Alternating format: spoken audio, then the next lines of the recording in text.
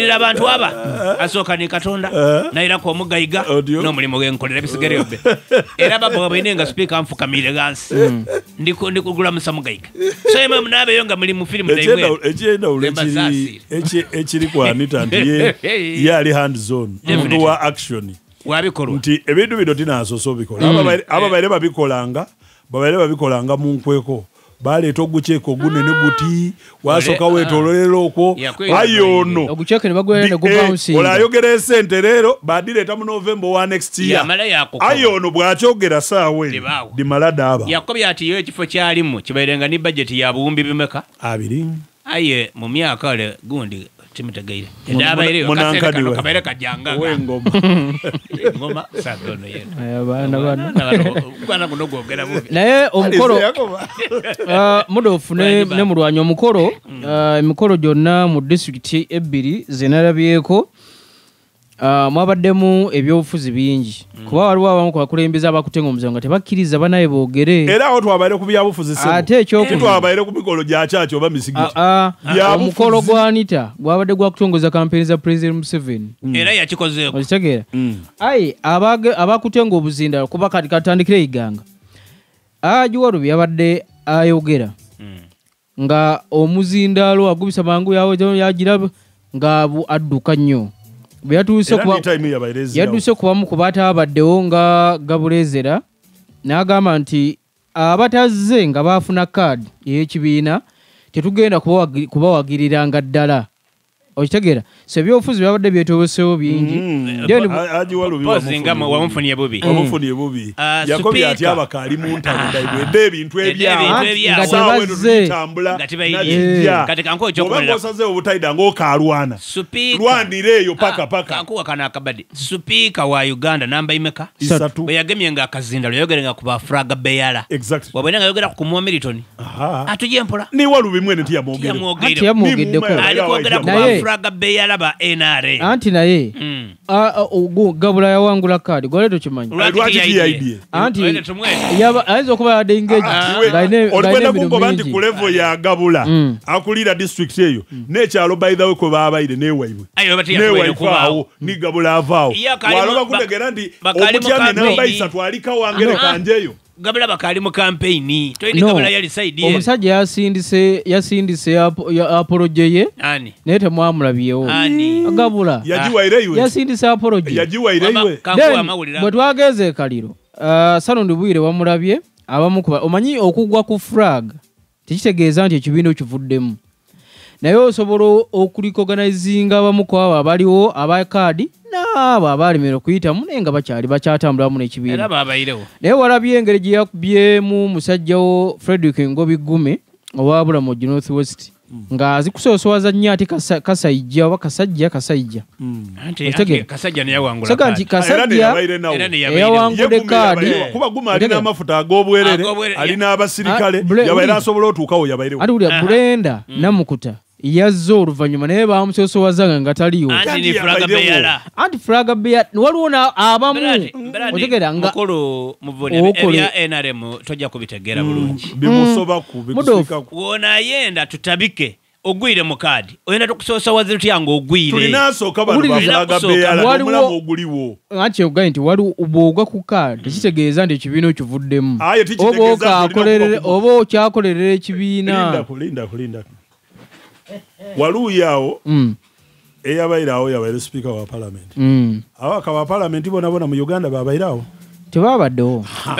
waliwo ababaka ababaire beetagisa ab'ekitundu ekyo we yabaire so bwe twabaire ku mukolo ogwo babaire beetaga ba flag bearer bano babalaza kamuga ekisembayo era babalaza babaire ono nga kyalikoba watusereti ba flag bearers tiba abandu watusereti bayinza batyo obutakwandula ngeyabaire ku muzindaalo okola naye kwendibyeswa ngono wakobye nti omukono guno gwabaire mabyobufuzi kaliro era gwabaire gwabyabufuzi bakobe gwabaire gwakusamira omukolo gwabadde kaliro eriyo olutalo ba flag bearers kubanga montalo daimwe tiba abandu tulese mugeni tube montalo daimwe balikoba ati omukolo gwabaire gw'abantu basatu gundi tujje mpola fulaga be yalaba abantu ne bagema ne ku buzindalo ba tutoleyo n'ebifaananyi video ina dogano basaidde kuba kumuzera kuno mulimba abantu omusano ono yankobe oyo obuzibu ono bwalina bwa sanoni ono obuzibu bwalina bwa sanoni kubanga wabairewo nga bese ba fulaga be yalabaire mbere yaloba okujja speaker yabaga kazero balamusa waide nife wati amainumere ife tulimberi jo signing sentedo waloba